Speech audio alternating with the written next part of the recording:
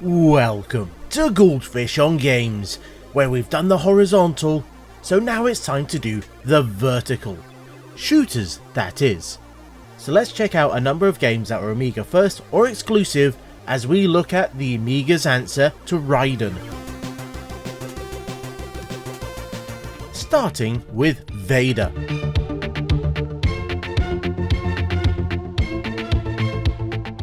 I thought it'd be interesting to show these games in chronological order, as to get an idea of how the genre changed over the years. So this starts us in 1987, and it was made by Softgang, with a few companies handling the publishing, depending on where you were in the world, which seems to be quite common for the games that we're going to be looking at today. And I think it's very clear to say that this isn't a great game. In fact, I think this is going to be the low point of this video, but don't skip on, please stay, as it's interesting to look at why this is so bad. And first off, well, you can only move left or right. You cannot move up or down in any way whatsoever, which obviously limits how you can avoid the enemies. It also limits how the enemies can come on the screen, as they really can't expect you to be able to avoid baddies if they're coming from the bottom. The backgrounds are interesting, if quite limited in colour, and we would see much better shooters in the future, and some of them were even made with the shoot 'em up construction kit.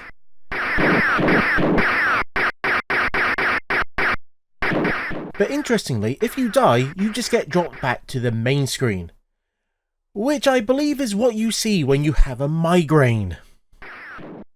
There's no weapon upgrade system here, but the colours of your bullets will change when the backgrounds do, so that's something.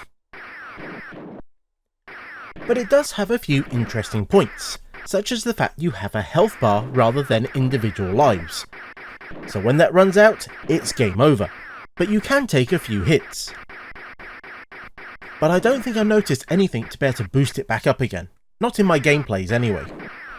The other is the level system, as it relates to the wave that you're currently on, not the actual level you're playing or possibly any other level like weapons. And it will keep looping until you take out all the ships in that wave. It's really weird. So you can sit your craft in the corner and it'll just keep looping continuously, all while being silent as the enemy craft's weapons don't make a sound, and obviously there's no music. And while the enemies do follow a path, and some of them are quite varied, I did notice that they will only shoot when they're close to you horizontally, so they won't just keep randomly shooting their way all the time. Now, I'm the first to admit I'm not the best when it comes to shoot 'em ups, and I even said that in my side-scrolling video. But I will try to show off each game to my best ability, which might require cheats now and then. But this really is the game, there's nothing else as far as I'm aware. Now, it might have been early on in the Amiga's life, but there were a lot of shooters on the 8-bits that were playing much better, and I think some of them looked better as well.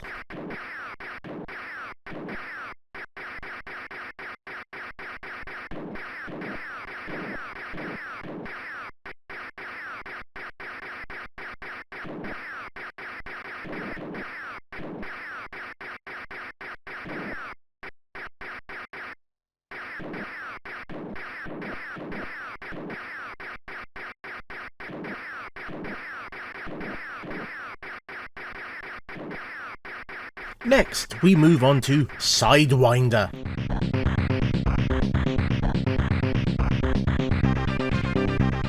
Which was released in 1988 and developed by Synergistic. And I have a riddle for you. When is an Amiga game not an Amiga game?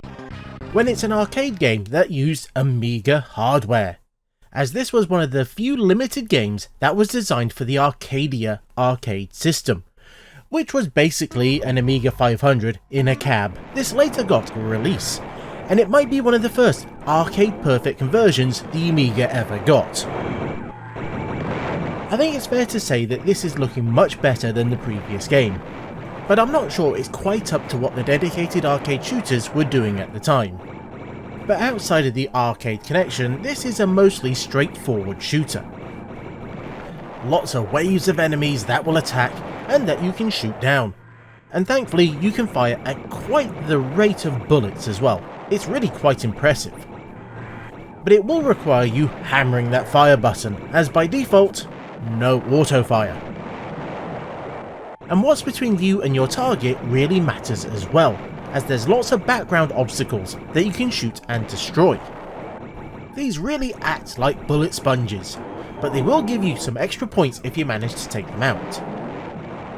And thankfully they aren't something that you can hit your craft on, as when there are walls you'll just bounce off them, so it is quite generous with its collisions.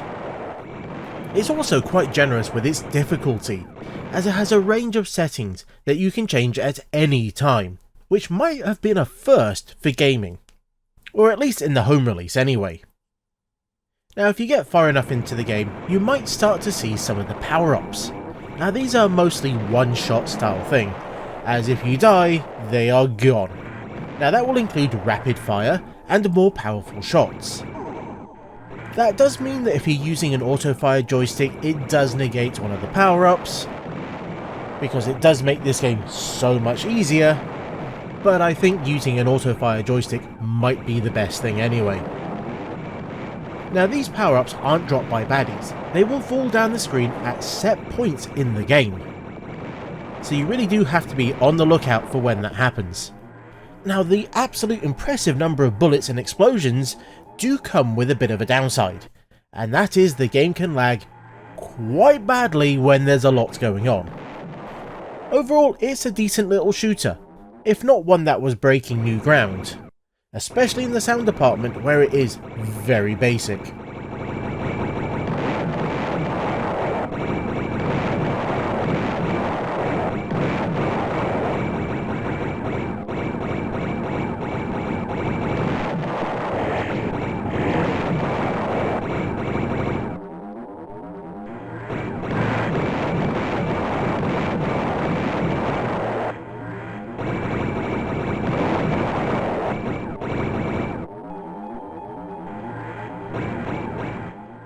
On to the third game, and we finally get to see one of the more well-known shooters on the Amiga,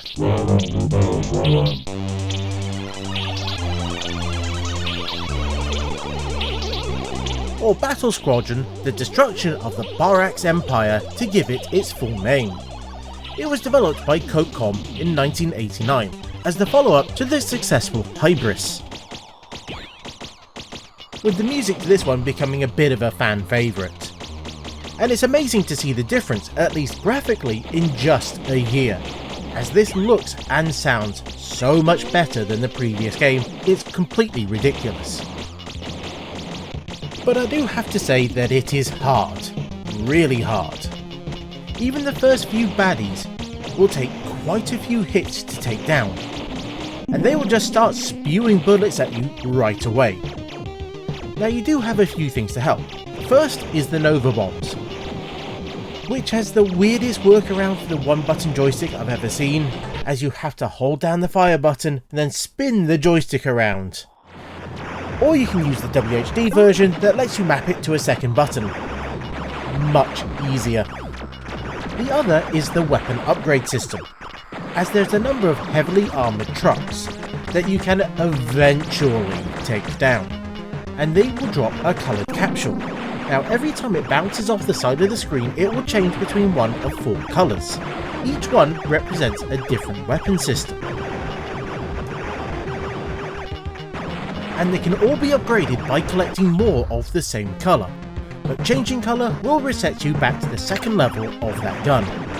So be very careful, because it's easier said than done, as when there's lots of bullets flying around the screen and that capsule is slowly making its way down to the bottom of the screen, there's almost nothing worse in this game than seeing it change to the colour you want and then drop off the bottom.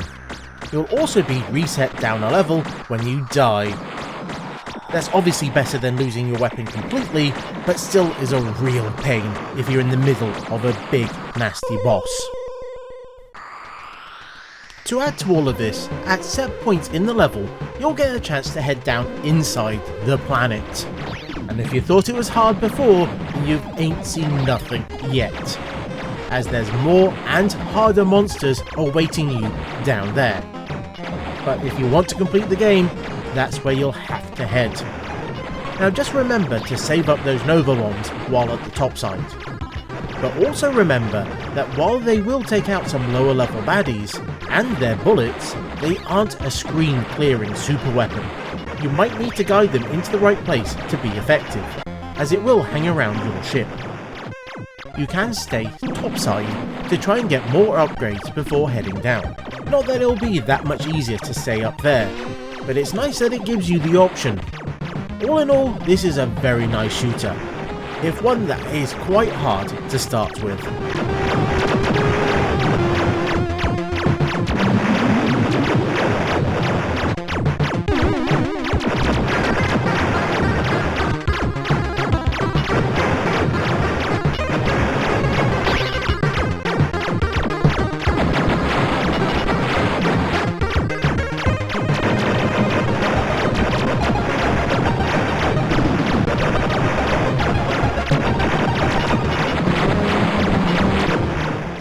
Let's move on to the 90s with Swiv.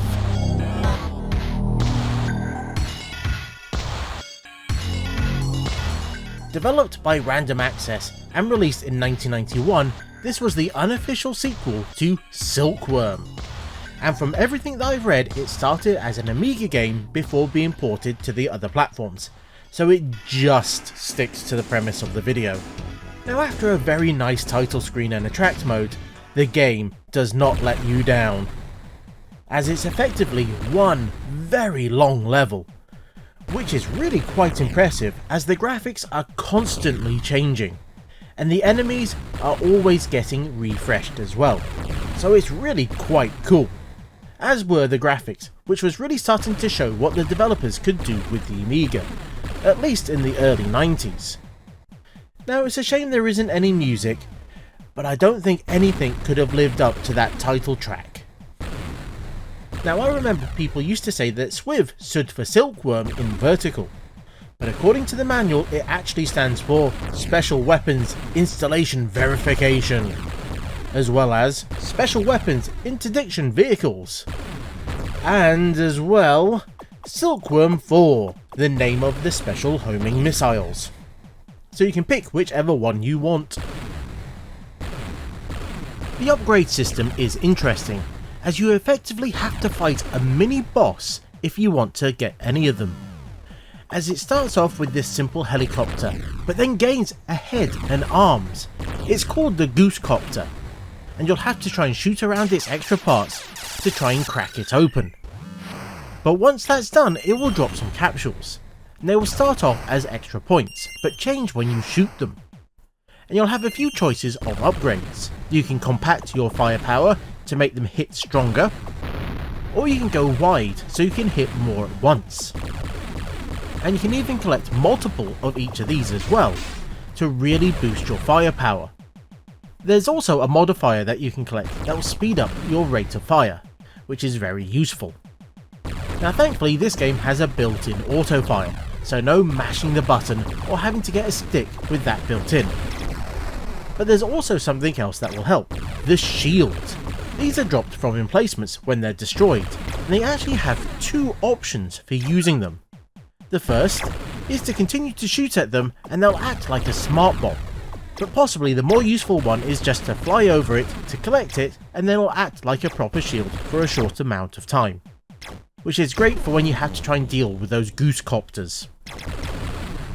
To continue its Silkworm heritage, it also has the Jeep from that game, that you have to use if you're in 2-player mode, or you can use it anytime you want if you use the other controller instead.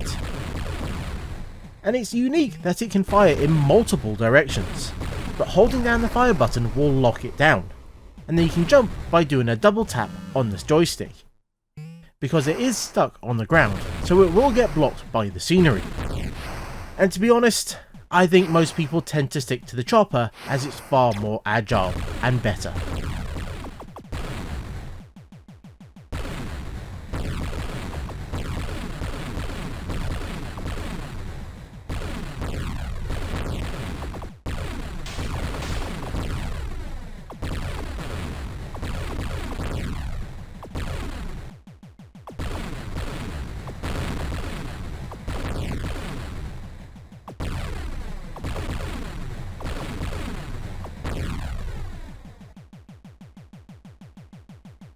we jump forward a few years for our next game, Banshee.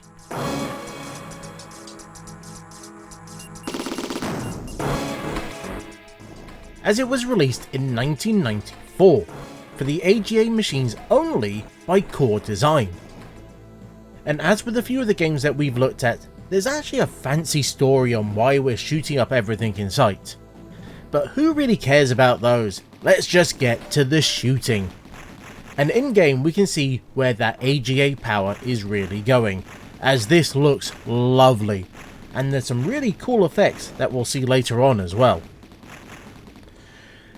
But this does make the sound effect only situation with the audio, well, a little bit sad. More so when it turns out the CD32 version is exactly the same. No CD audio tracks for any of those 4 huge levels. And you'll only get those 4 levels if you play on the normal or hard difficulty setting, as on easy you only get the first 2. Now I've never been a fan of locking off content like that. Just let everyone play everything no matter their difficulty level. The game offers both a health bar and lives, so it is quite generous in that respect.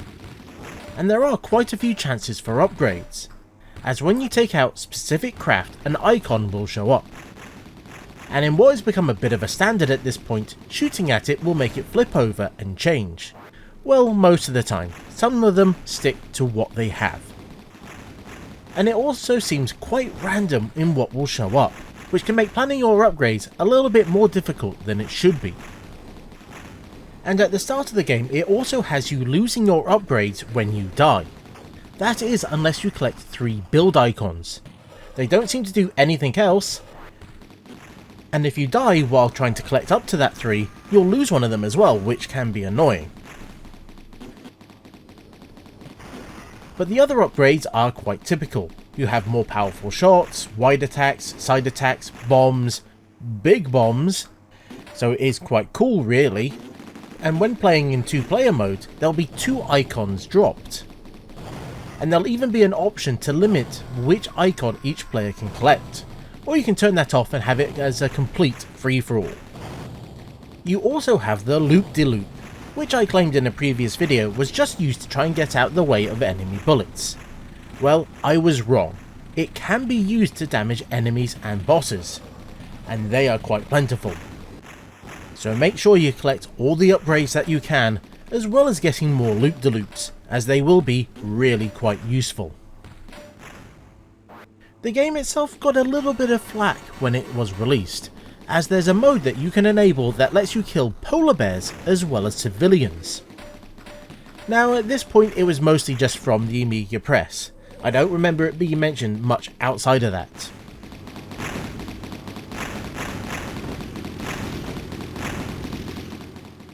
The game likes to keep things varied, as you'll have to fly through rain or these lovely looking clouds.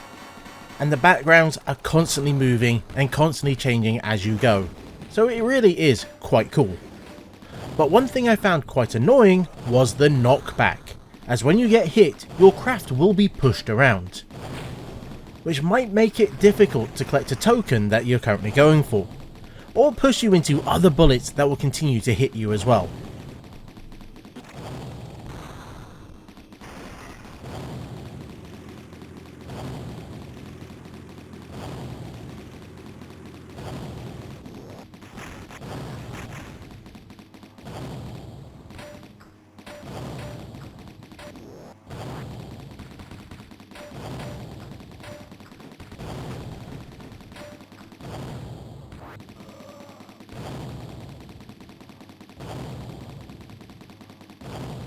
For our last game of the video, we're looking at XP8.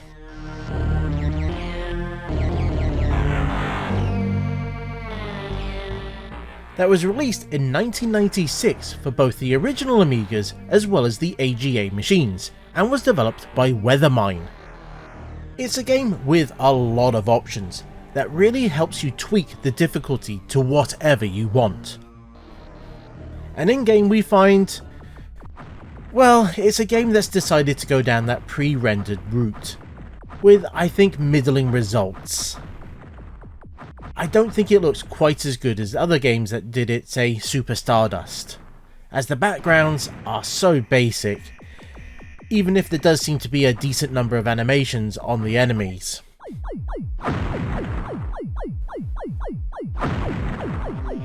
And as tends to be the case with these games, you start off with a very basic weapon. But you will find upgrades as you go, which are dropped by the various craft when destroyed.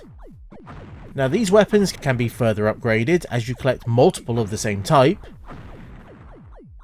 but what is quite different from the other games that we've seen is that you can hold a number of weapons at the same time and switch between them at will. Well, at least after you've collected at least one of those tokens anyway. The manual mentions that there are 8 of them for you to collect, but I'm not quite sure of that because I've not seen that many of them. Now each of the levels also has objectives, so it's not just fly to the end of the level. In this one you have to destroy a set number of mines. And if you don't do that by the time you get to the end, well, you're going to have to do it again, because that's game over. You also have a shield that can protect you, but when it goes, it will cause a small explosion that can really help you out, but it will mean that you're more vulnerable at that point. So what you really want to be on the lookout is the other tokens as well, as that might restore your shield or make you invincible for a short amount of time. It's a fine enough game, but it really feels like there's something lacking, and I couldn't really tell you what that is.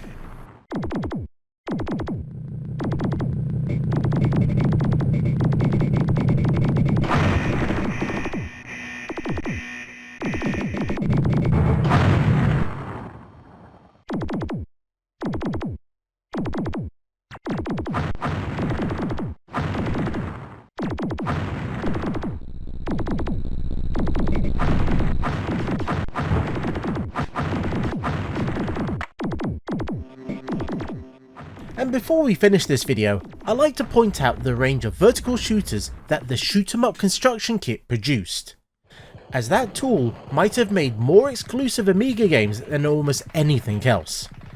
And while it was quite popular, as it was very easy to get going with it, it is quite easy to spot the games that were made with it. Limited number of colours and animations, and even more limited gameplay, as there was no upgrade system at all that you could use.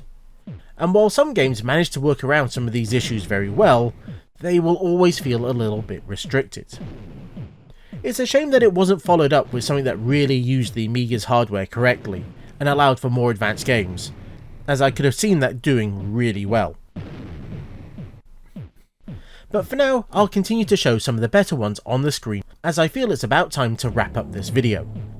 And I'm sure there's going to be quite a few comments about the games that I missed, as there will always be some that I missed or I overlooked, but you can let me know down in the comments, as if I collect enough of them I could even do another video, and I do have plans for looking back at some of the other ones that I've done and doing sequels to them.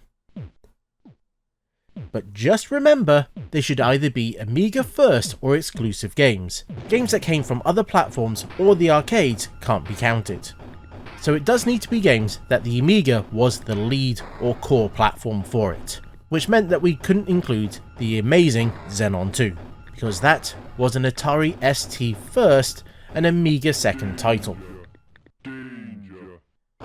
So until next time, I was the Goldfish, those weren't vertically challenged games, and this was Goldfish on Games. Thanks for watching.